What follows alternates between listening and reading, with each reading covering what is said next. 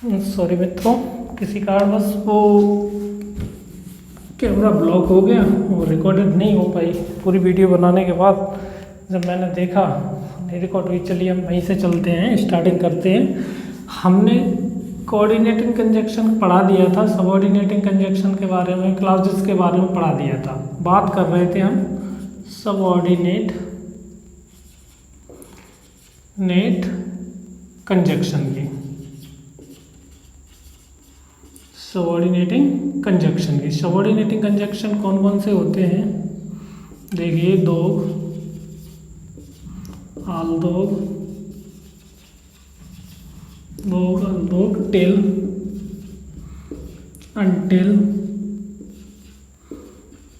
Unless, after,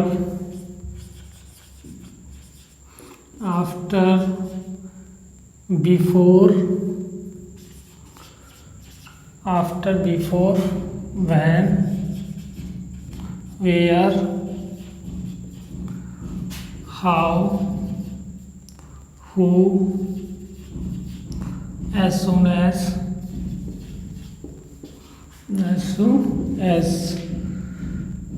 as far as,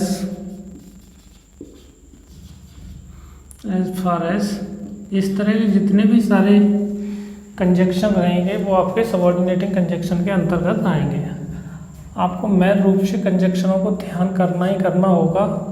आगे बात करते हैं काइंड्स ऑफ सबऑर्डिनेटिंग कंजक्शन के। सबऑर्डिनेट कंजक्शन के कितने प्रकार होते हैं देखिए, kinds of subordinate conjunction.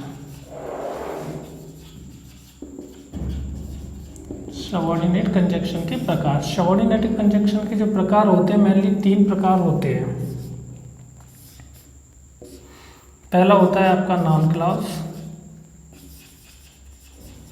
Noun clause, दूसरा होगा आपका एडजेक्टिव क्लॉज,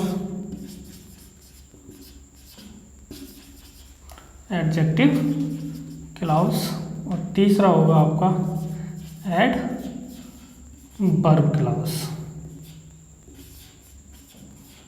एडवर्ब क्लॉज। यानी सब्जेक्ट प्रेडिकेट, इसमें एक सब्जेक्ट होगा, दूसरा प्रेडिकेट। किसी भी वाक्य में सब्जेक्ट और प्रेडिकेट तो भाग रहते हैं, तो इसका जो सब्जेक्ट होगा ऐसे नाउन की तरह कार्य कर रहा होगा। जैसे ही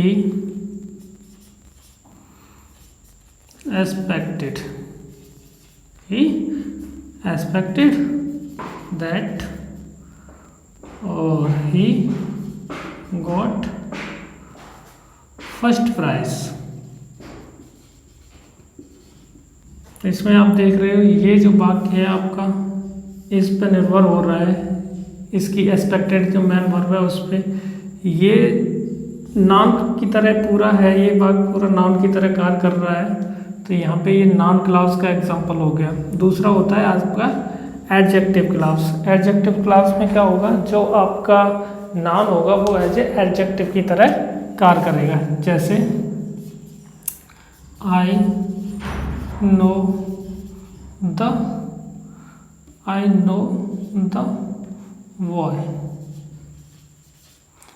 the boy who came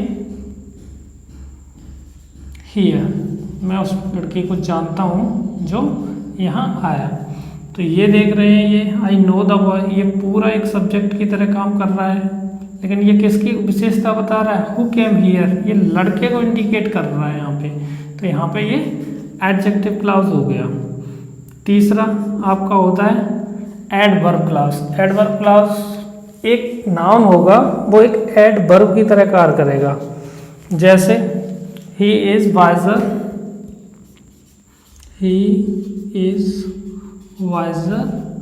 then I thought. He is wiser than I thought. तो ये आपका ही इज वाइजर, ये वाला जो पार्सन पूरा है किसकी विशेषता बता रहा है, वाइज कि ही इज वाइजर, वह अधिक बुद्धिमान निकला। देन आई थॉट, मैंने सोचा। तो ये वाइजर के ही लिए ये प्रयोग किया गया है कि उसने जो सोचा। एडवर्ब यानी ये आपकी क्रिया की विशेषता बता रहा है। तो यहाँ पे आपका ये एडवर्ब क्लॉज हो गया। बात करते हैं ये सबऑर्डिनेट कंजक्शन और कोऑर्डिनेट कंजक्शन, ये सारा कुछ हो चुका है आपका। अब हम आते हैं सिंपल सेंटेंस, और बता चुके हैं आपको, अब सोचते हैं पूरा समझ में आ जाना चाहिए आपको। यहाँ से देखिए आपका कंपाउंड सेंटेंस, ये है कंपाउंड सेंटेंसेस।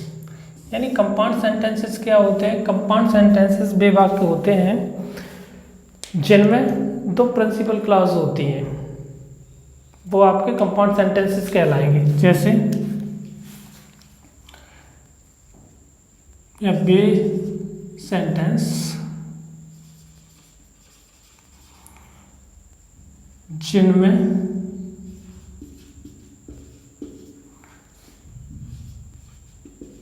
प्रिंसिपल क्लॉज होती है, प्रिंसिपल क्लॉज होती है। ठीक है,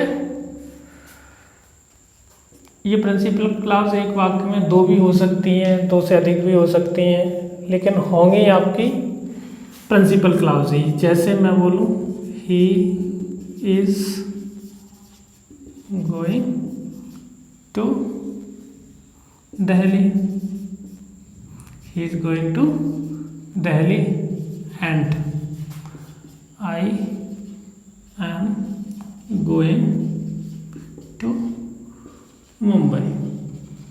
तो यहाँ आप देख रहे हो he is going to Delhi, Delhi जा रहा है, ये आपकी एक प्रिंसिपल क्लॉज हो गई। पूरे वाक्य का अर्थ निकल रहा है अपना, किसी पे निर्भर नहीं है। दूसरा, एंड के द्वारा I am going to Mumbai, मैं मुंबई जा रहा हूँ, ये भी आपका अपना पूरा अर्थ दे रहा है। लेकिन इसको केवल क्या किया है इसने?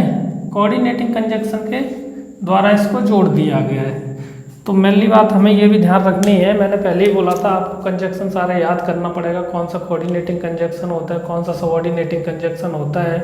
तो यहाँ जो वाक्य, ये देखिए, जब दो क्लॉजों को, चाहे वो प्रिंसिपल क्लॉजेज हो, यानी कंपाउंड सेंटेंस में दोनों प्रिंसिपल क्लॉजेज ही रहेंगी, तो प्रिंसिपल क्लॉजेज में अगर कोऑर्डिनेटिंग कंजक्शन के द्वारा उनको ऐड किया जा रहा है, कोऑर्डिनेट कंजक्शन के द्वारा ऐड किया जा रहा है, तो जो आपका वाक्य रहेगा वो कंपाउंड सेंटेंसेस का रहेगा।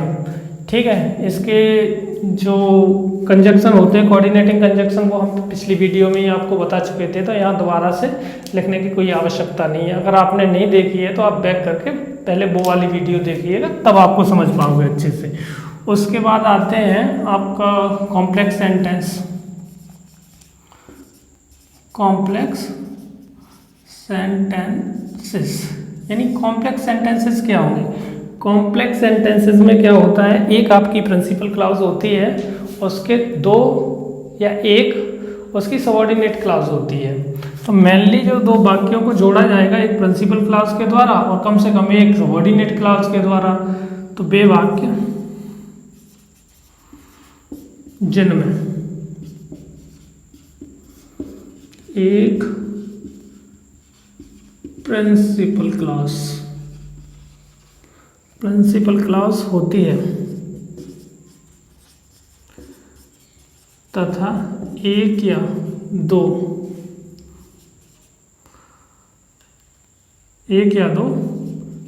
सबऑर्डिनेट क्लॉज होती हैं, तो वो आपके कॉम्प्लेक्स सेंटेंसेस कहलाएंगे। मेनली इसमें भी यही ध्यान रखना है कि जब दो वाक्यों को सबऑर्डिनेट कंजक्शन के द्वारा जोड़ा जाएगा तो वो आपका कॉम्प्लेक्स सेंटेंसेस होगा। जैसे मैं बोलूँ the patient had died before doctor came, यानी द पेशेंट हैड डाइड, जो पेशेंट था वो मर गया, बिफोर डॉक्टर हैड केम। यहाँ से आप देख लीजिएगा, पहले तो ये देख रहे हैं ये आपका प्रिंसिपल क्लॉज का वाक्य था, पेशेंट हैड डाइड, मरीज मर गया, क्यों कि डॉक्टर के आने से पहले डॉक्टर लेट हो गया, इस वजह से आई। यानी ये जो वाक्य है डॉक्टर केम वाला, ये इस वाक्य पर निर्भर कर रहा है। तो ये आपका प्रिंसिपल क्लॉज का हो जाएगा, ये सबऑर्डिनेट क्लॉज का वाक्य हो जाएगा। और देखिए जैसे the rain had stopped, the rain had stopped before we reached home. यानी वर्षा थी वो बंद हो चुकी थी हमारे घर पहुंचने से पहले। तो ये जो वाक्य रहेगा आपका कॉम्प्लेक्स सेंटेंसेस का रहेगा।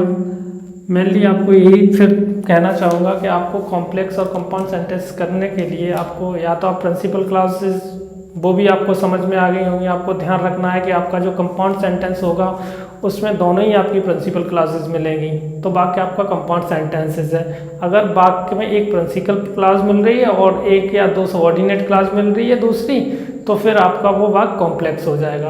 अगर यहाँ से भी कोई समस्या आ रही है तो फिर सबसे बेटर यही रहेगा आपके लिए कि आप कोऑर्डिनेटिंग कंजक्शन को और सबऑर्डिनेटिंग कंजक्शन को दोनों को आप याद कर लीजिएगा अच्छे से। दोनों को मैं लिख चुका हूँ, बता चुका हूँ, तो वहाँ से आपको क्लियर हो जाएगा, कोई छांटने में कोई दिक्कत नहीं होगी।